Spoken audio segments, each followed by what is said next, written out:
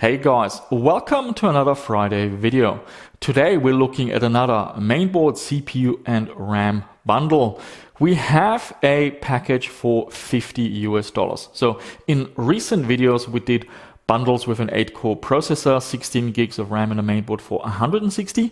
We also did a 6-core CPU, 8 gig RAM and motherboard bundle for $99. And yeah, it was a bit of a challenge. Can we make it happen? Spend $50 and get a working mainboard, RAM and CPU. And as always, we will have a look at how modern games run on this platform, and there are a few positive surprises. So for $12 I was able to pick up the Core 2 Quad Q9400. We have 4 CPU cores running at 2.66 GHz. We have 6 megabytes of level 2 cache and a TDP of 95 watts. I'm using the Alpine 12 from Arctic Cooling, and although this is for socket 11.5X, it actually did work with 775. The pins were just sitting at a little bit of an angle, but it worked and the temperatures also checked out to be fine. And this is the mainboard we're using. For around $20, you can get LGA 775 mainboards from AliExpress. This one is a little bit more, $22. It gets you a mainboard with 4 RAM slots. This was quite important. I wanted to make sure we have 8 gigabytes of RAM and not just 4. This platform does use DDR2, and 2 gigabytes of DDR2 memory modules are fairly cheap. So the board we're using is the Gigabyte GAP35DS3L, and you can get similar boards with 4 memory slots for around $22 from AliExpress. The board has everything we need. We've got a PCI Express 16X here for our video card, 3 1X slots, maybe for a USB 3 controller or a sound card, and also some PCI legacy ports. We have SATA ports here, good old ID and floppy, so this machine can be used for some legacy projects, Windows XP for example, use a Gotek floppy emulator, so lots of options. This board has a nice selection of ports, 2 PS2, we have SPDIF optical and coaxial output, there's a serial port parallel, we have 6 USB 2, gigabit Ethernet, and also audio. And we need 8 gigabytes of DDR2 memory. This is the memory I have on hand. Looking at AliExpress, you're looking at $15 for 4 2 gigabyte RAM modules. These are rated at 800 megahertz, but I configured the BIOS to have them run at 667. I believe that means that they're running in sync with the frontside bus, but do correct me if I'm wrong. Either way, I don't think it will make too much of a difference. Games will either run on this platform or they will really struggle, which is what we will find out shortly.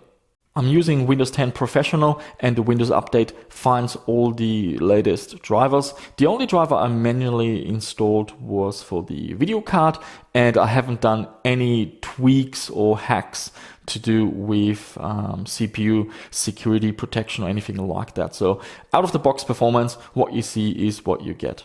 For graphics, we're using a RX 580 with 8 gigabytes of video RAM. I believe something like an RX 470 or 570 or 480 or 580 is the sweet spot on the used market.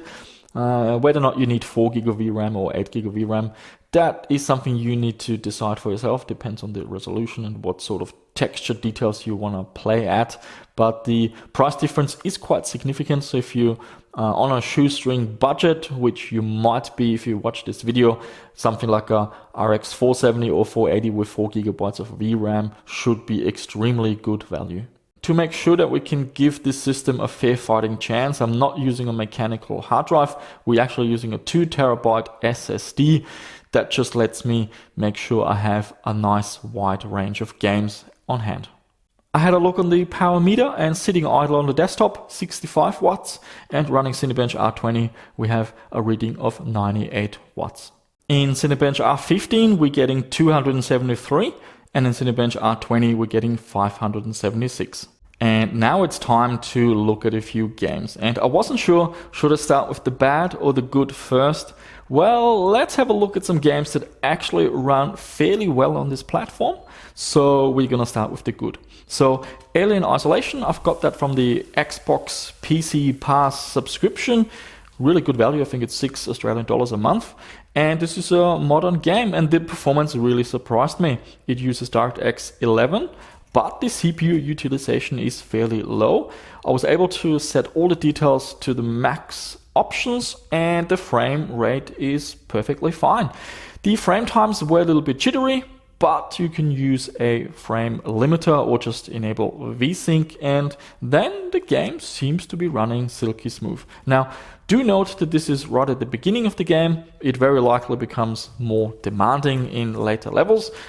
If you have played this game on an older machine and you have some experience to share, please let me know. But that was definitely a positive result, and I wish more game developers would optimize their games for older computers.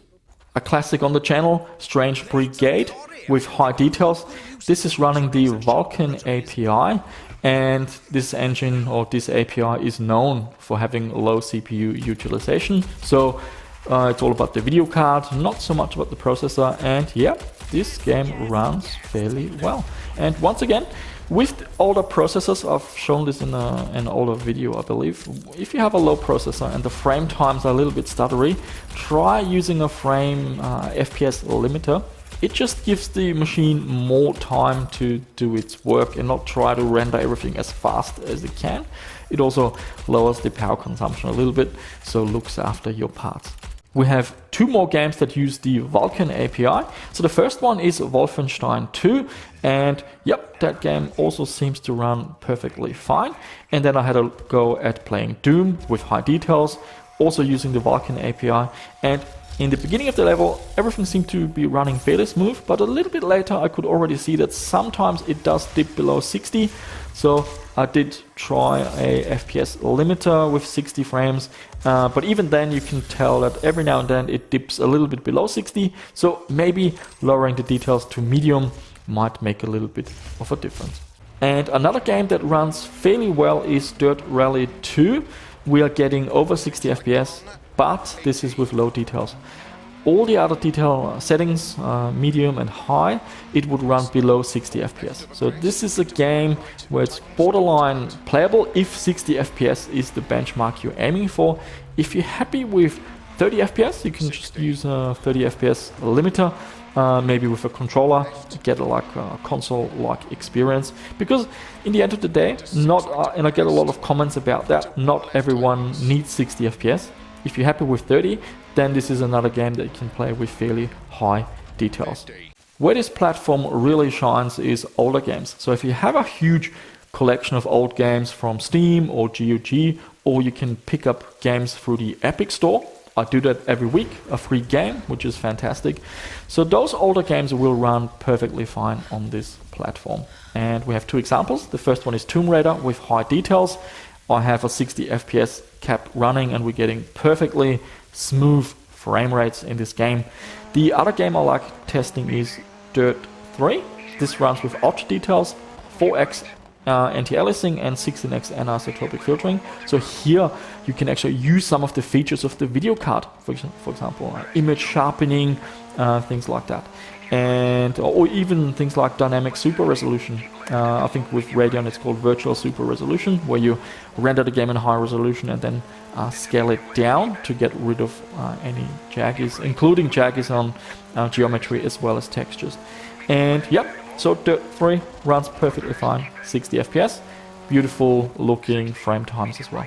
Okay, so now let's have a look at some games that struggle on this platform. The first one is Fortnite.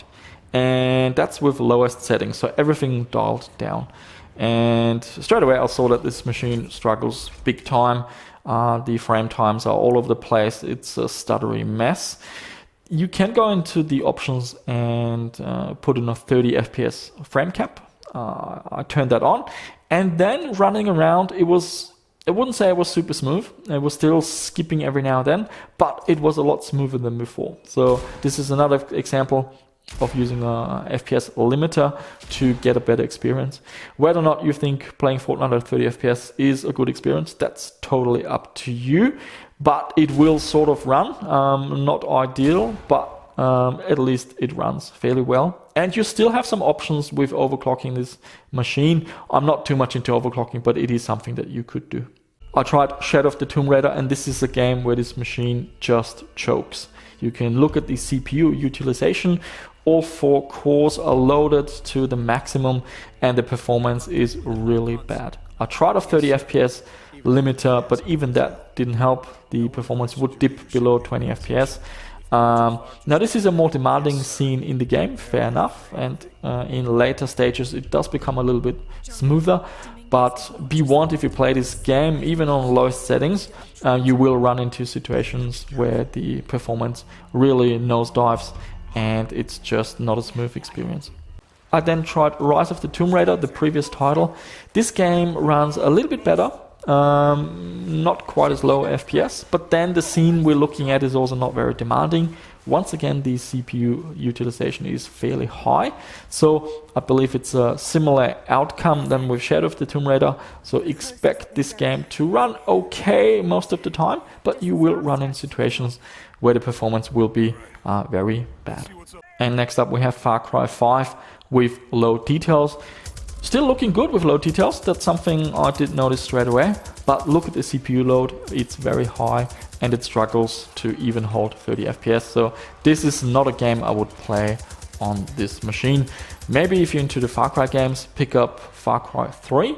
That's such a lovely game, my personal Far Cry game, unless you look at the first Far Cry, which is hands down the best game, but after Ubisoft acquired the franchise, I think Far Cry 3 is my personal favorite. So yeah, pick up Far Cry 3, have a blast, it's such a good game, but Far Cry 5 and New Dawn not gonna run well on this platform.